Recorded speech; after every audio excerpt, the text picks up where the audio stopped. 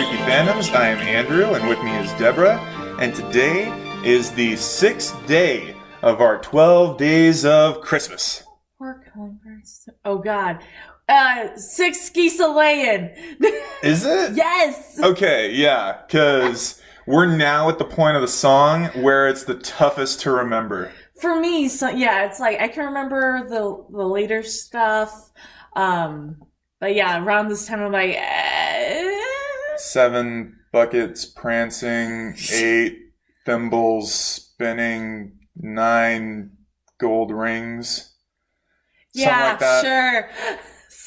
We're talking about Christmas Evil, folks. Yeah. Happy day 6. Honestly, after watching that, my brain is just like, okay, yay. I'm so glad that we watched it again and are immediately recording after the credits. I'm still kind of reeling from this movie, and we've watched it, what, A handful 2 or of 3 times. times? Yeah. Well, it's a tougher movie to watch because it is, go figure, much darker. We're front loading this, everybody. The first half of these 12 Days of Christmas picks are pretty fucked up, but I will admit the darkest of them all is yet to come. By far.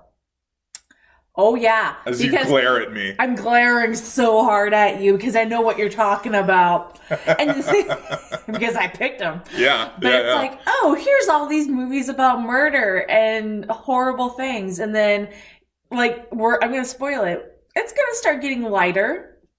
A little bit. But it's not really lighter. Yeah, it's kind of a fake calm before the storm. And then we've got a couple of aftermath films. Kinda. Oh, so bad. But yeah, today we did Christmas Evil, aka You Better Watch Out. Yes. And it's a great look into a complete psychotic mind. Yeah. And just the complete and utter just like self-destruction that happens. Yeah, we've got a character here who has a rough childhood that stems from an incident involving Santa Claus and his mom. Yeah.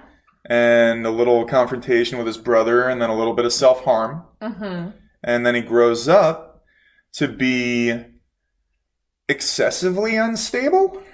Oh, yeah. Like, he is obsessed with Christmas. His apartment looks like Christmas had diarrhea and vomited and an abortion in the same room. Yeah. It's pretty bad with how intensely Christmas that room is. You know, a lot of it almost seems kind of ritualistic. Yeah. Like it's all this completely constructed shrine to Christmas. And the thing is that when we first see him, he's a little kid. And we don't know his name until, he starts interacting with other adults later on in his life. And the year 1980 is when all this takes place. And it's the same year that it came out. And as a kid, he talks to his brother Billy, who we later find out his name is Phil. Which works. But he winds up working at a toy factory as an adult. And he loses it completely around the holidays. Yeah. And has one of the most upsetting character arcs I can honestly think of in a cult classic movie. It's tragic, really. Yeah, it's really sad. Because he seems like he has good intentions, but he also has an incredibly vindictive and harmful side. And you can tell he is unstable. Extremely. It seems like kind of a cross between schizophrenia and delusions and just paranoia a little bit. Yeah, extreme anxiety, and even getting ready for work. He looks in the mirror and does the Santa Claus wink and touching the nose and nod, and then just puts his hand in front of his face and goes back into glare. It's yeah. So, the beginning's fucked up. He sees, which we can assume pretty much 100% it's his dad. Yeah, it's mommy kiss. It's the whole mommy kissing Santa Claus thing, but a little bit more. There really isn't kissing. There's a lot of thigh rubbing. There's like I said, but a little bit more. Yeah. And then for some reason, he just gets upset and goes into his bedroom and breaks a Christmas snow globe and starts cutting his hand and bleeding all over the rest of the globe. And then all of a sudden, he's just this unstable person. Well, let's dissect that a little bit, because we can kind of get an idea of the camera focusing on the mom's legs and the underwear, and then what eventually happens later when he determines his brother fuck his sister-in-law. He has a thing about watching people have sex. Yeah, there's a weird voyeurism, self-harming thing going on here, but also he is spying on the kids in his neighborhood and putting them on the naughty and nice list, and one of them likes Penthouse. And he's a really, really bad boy. Ross Martinez. Mas Garcia. Sorry. Garcia. And it's like, it's stuff like using kicks his profanity. nose, kicked a dog. Which throws rocks at dogs and all this other shit. And then is improper, impure thoughts and bad hygiene. Yeah, he literally, the main character, who we come to find out his name is Harry, and he's very much kind of early 80s New York schlub kind of guy. He is on his roof with binoculars, spying on kids, and then he stalks them. Yeah. Oh no! Not only does he stalk them, but friggin' Mr. Garcia. Yeah, Mas Garcia. He is so naughty that he goes at night. He goes and rubs mud all over his hands and face. Yeah. And marks his house by pressing his hands and face up against the side of the house so he could see it, so he knows exactly what kind of bad gift and who to target on Christmas Eve. It's okay, dude. There's a plan in place that we see unfold. And after the incident where he sees his mom and his dad in front of the Christmas tree, and then goes up to the attic and breaks a snow globe and cuts his hand open. Yeah, that's exactly what I said earlier. Yeah. He fucking winds up just getting ready to basically become Santa, and it starts 55 days out from Christmas Day, because he's got a fucking chalkboard on his wall. Yeah. And he's got his own little toy factory and a collection of very unsettling dolls and figures and things. He's deranged. Excessively. Even at work, he gets shit on by his coworkers. He's given crap about not going to union meetings. Because he got a promotion, he's no longer on the toy assembly line. He's now an overwatcher, and people are being assholes about it.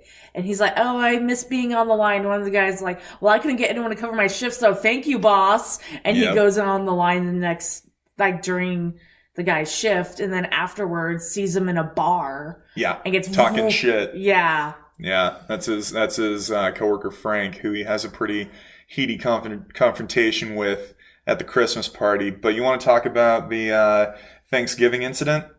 Because it starts around mid-October, and then we fast forward to Thanksgiving Day, and he's watching the Macy's Day Parade and has kind of a early break. Oh, no, he starts freaking out, and he's on the phone with his brother, and he's like, I'm not going to make it. And it's just sitting there and turning up the Macy's Day Parade louder and louder and louder, and just not looking okay. Well, he's completely affixed on Santa in the Macy's Day Parade coming down the street and everyone cheering. And about this time, he starts getting prepared for the Santa costume. Mm-hmm. And there's a whole big, almost like a montage kind of sequence. Yeah, where he's sewing things together, and then it shoots to elf figurines, and then he's sewing things together and putting on the wig and shaking. Just really, really uncomfortable. He's prepping, but it's kind of like, okay. Yeah. I'm not going to let my kid near you. Okay. He has this really, like, strong, I don't know, urge to become Santa, and it's like a need. It's like he needs to become Santa. Mm-hmm. He starts talking around Christmas time when he goes to the holiday party about people playing the tune, and it's the tune that you play to play the game and be part of the good people and the success, and who can play the tune and who does it wrong. And he's like, and the whole thing, they have a video at the Christmas party about, we're gonna donate a whole bunch of toys to all the kids in this hospital. And he's like, so how many kids are there? Oh, I have no idea. We just threw together the campaign, but I have no idea how many kids are in there. And he freaks out, like, how are we supposed to get them all the toys then? Just talking to the sleazy executive kid who's coming in and making friends with the big boss. So what does he decide to do? He steals all the fucking toys from the factory. Yep, because he eventually, on Christmas Eve, decides to finally play his tune. Okay, so what gets me is when he's doing this, alright, so he puts on the Santa mustache and beard with super glue. Yeah. Lets it sit, and tugs on it, and then tugs on it again, and then harder and harder, and starts to laugh, and he's trying to literally rip it off his face and can't, and he's just going, that's me! This is me! And it's just maniacally laughing into the mirror. As he's trying to rip it off his face and can't, and he's putting a lot of effort into it. Yeah, and also he has painted on the side of his white, dirty fucking van Santa's sled. So he's driving around in a Santa sled then filled with stolen toys from, what is it, the Dream Factory, the Jolly Dreams. Jolly Dream, because if it's not Jolly Dream, it's not worth having. Yeah. He has this giant Santa poster that the camera just zooms into. And one thing about this movie, too, there are so many just extended scenes that are unsettling and uncomfortable, but god damn, the film score for this movie is just great. Oh, I think it might be better than Black Christmas. Yeah, the score for Black Christmas, this one, though, has a little bit more electronic stingers that really work to punctuate scenes in the film. Like when he's looking at... But what I'm saying, though, is it's that Christmas carols mixed with dark ambient, but this one, it's a little bit more pronounced. Yeah, and there are a lot more keyboard melodies. Yeah. I would say that the soundtrack for this movie falls right between Black Christmas and Blood Rage. Oh, God. But yeah, right. It's so good. It was composed by multiple people: Don Christensen, Joel Harris, Julia Hayward. The soundtrack's actually out there. We were able to get a copy off of Bandcamp from, I think, Mondo, and I think the vinyl's out too. But the music's fucking great. The cinematography in this film, again, it's another one kind of like Black Christmas with these soft lit, hard lights. That just kind of gives it that dreamy a little bit of fuzz. And that's a big part of it too when it gets into the end, when he's really having his visual break from reality. And it's there are scenes where it's okay, is he just lost it to the point that he's imagining these Christmas decorations? But no, he goes back and they're still there. Yeah. Just hundreds of huge Christmas lights and ornaments that are all identical. Yeah. And he's walking around this neighborhood. Let's talk about his body count for Christmas night, because he does one naughty thing, one nice thing, one naughty thing, one nice thing, and the murders start occurring. Because he gets the idea that he wants to assassinate his boss or the new kid at work. He wants to assassinate the new kid at work. The skeevy guy who made the commercial. Yeah, and so he goes to the church that he knows that they're going to be at. And this is right after he donated all the toys to the kids' hospital. Yeah. Which is a really cool, happy, kind of Robin Hood-like scene, but it ends on kind of an uncomfortable note. That's his existence. Yeah.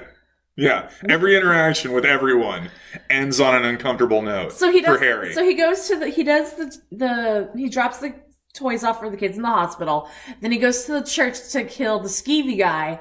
But then a group of 4 people like come up on him, and 3 of them are like, "Oh, Santa," just being dicks. Fucking yuppies. And one of them is like, "Oh, can't you just leave him alone?" And he decides to kill all the ones that were being mean to him and leave the nice one. And then goes and peeks in at another Christmas party through the window, being a little creeper. Like a friends and family association. Yeah. And sees kids and then goes in there and gives toys to them and starts dancing with everyone. Everyone's having fun. And then he gives the most awkward, "If you're good boys and girls, I'll give you good stuff. But if you're bad, I will bring you something horrible. Ho, ho, ho, ho, ho!" And everyone's just like, He's like doing the big bombastic, "Merry Christmas, ho, ho," shaking his belly and shit. And, it's all padded with, like, foam. And he's spent hours and hours, like, sewing fur trim around the suit and everything. But talking about that scene, I do want to mention that this film is actually filled with a pretty fucking amazing cast. Not just, the guy who's playing Harry, Brandon Maggart, but also Jeffrey DeMunn from X-Files and from a bunch of fucking movies, like including The Mist, and he was also in Green Mile, but a lot of people know him from the zombie show that we don't really give a fuck about. But that aside, in this scene, when he goes to the Family and Friends Association Christmas party. Oh, yeah, he sees him outside and he starts dragging him and he's like, "No, I can't." They're like, "No, we caught you." Mark Margolis, one of the greatest fucking that guys, who is awesome in everything he's in. And he's in fucking Breaking Bad and a huge role. He's also got awesome supporting roles in a ton of shit. And I think one of my favorites anyway is when he shows up in Pit and the Pendulum with Lance Henriksen and Oliver Reed as the executor. That fucking with movie. The long black hair. That movie's amazing. But the cast is great. Doesn't Phoenix show up in it a little bit, or does it just look like her? It looks like Phoenix from fucking Phantom of the Paradise. Fucking what's her name from Suspiria 2. Yeah. But yeah, I love the cast for the film. Just a quick note, it was directed by Lewis Jackson. I'm not sure about the background of the production or the script or the writing process or anything like that, but there is a director's cut that's 5 minutes longer. But I think the cut that we've watched, the one that we've got, is just the best. And I don't know much about the production or how much it cost or things like that. Yeah. But we did get to see card reviews on when they first screened the movie. Yeah. And how people hated it.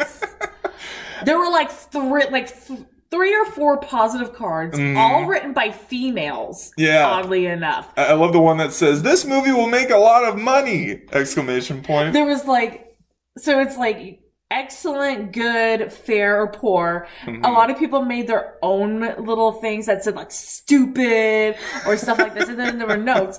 And it was stuff like trash, awful movie. All caps.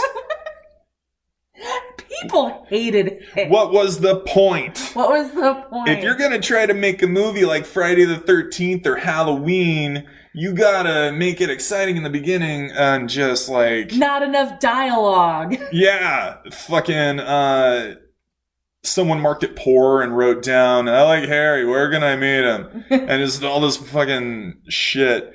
So the initial feedback on the film was overwhelmingly negative, to say the least.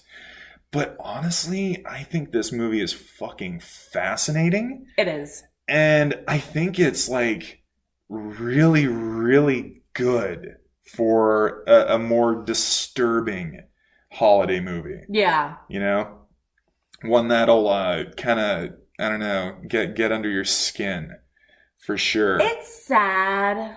It is. It's a tragic story of a man who has a complete break with reality in the hopes that he will do some good, but also be loved. Because that's one of the things that he kept saying. He's like, I just like these kids love me. I just want them to love me. Yeah. Yeah. Let's get into the end of the film, where he winds up having a bit of a Frankenstein scene. Oh, where he drives his car with a sled decorated on it off a road, and then it flies to the moon. Yep. Because he is so fucking gone that he thinks he's flying, but in all actuality, he's plummeting to his death. Yeah, very, very likely going off of an overpass into either I don't know, river or a lot of traffic. Who knows? But he definitely dies at the end. Oh yeah, 100%. There's no way he doesn't die. And his brother Phil gets a little fucked up too. Yeah. By falling down a almost cliffside. All right, that's one of the things. Boxes and snow. All right, and all the snow is that really fake rolled up matte shit. Yeah, so good. Sorry, that pissed me off when I recognized that. I was like, really? Honestly, like, aside from a couple of gags in the movie, like the guy getting his fucking eye poked out. Oh, that one's fun though. It's a lot of fun, but that's probably the worst stunt in the movie, which is kind of a shame because it's at the point where the film is at its complete madness peak. Yeah. Yeah. This movie is very interesting and challenging, folks. I think I would not recommend this to everybody, but it is on Shudder right now. But if you want to watch the theatrical cut. If you like more somber stuff and don't mind feeling a little uncomfortable, then put it on. Yeah. And I would actually recommend this one over Elves. I would agree. Elves has some moments, for sure. But when it comes to difficulty level and toughness of watch, I think Elves falls short just because of production value. This movie looks pretty fucking great. It does. You know? You can tell there's a little money that went into this one. Yeah, it is well done to a degree.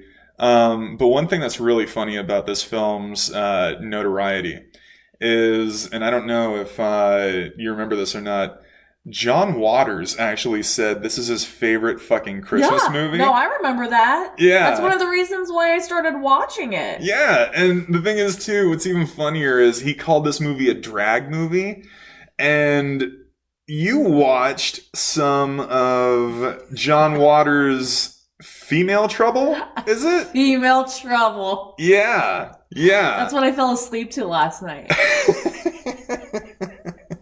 No joke. I fell asleep watching that movie last night. It was amazing.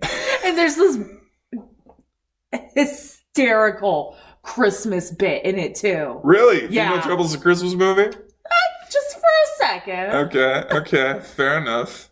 Well, if there's a Christmas nod in it, it automatically becomes a Christmas movie. Fine. Overall. Just like Maniac Cop 2. Oh. But yeah, so John Waters' seal of approval.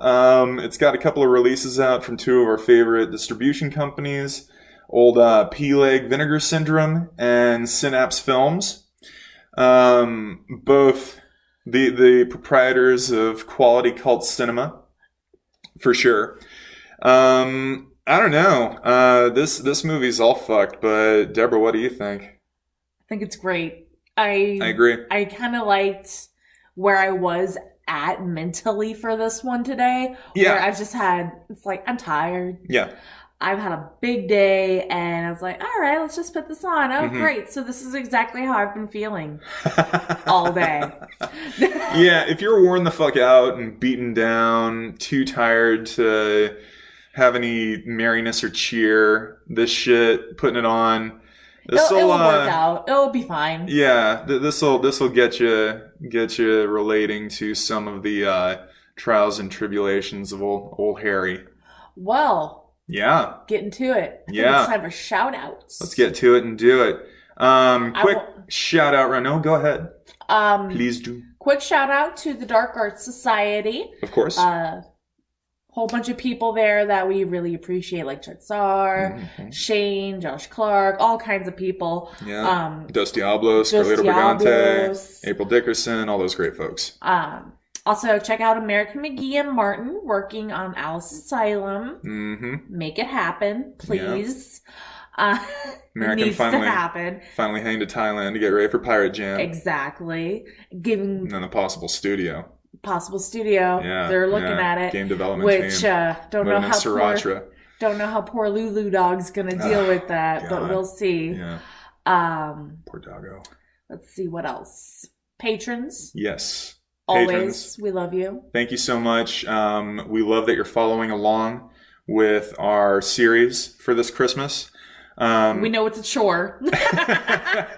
We love the feedback. We love the likes. We love all of your input. And of course, we value and appreciate you every day. So thank you for being a part of our show. Yeah, thank you guys. It really means a lot to us. Well, I think on that note, we can say that this is probably the cultiest film, cult classic-wise, of the run. I think so. And we've got more fun to come. We got two more ridiculous, and then one a little mainstream.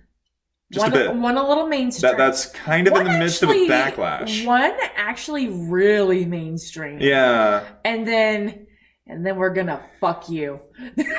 Up, folks. Non-threatening. We're gonna fuck you up. Yeah. Trying to monetize. Seriously, you're not going to be ready for this. Yeah, get ready for it. The last few are going to be fun. Yeah. So, from us to you, happy middle of the holidays, and try to get through this trialing time without having any breaks, roughness, or gluing beard to your face.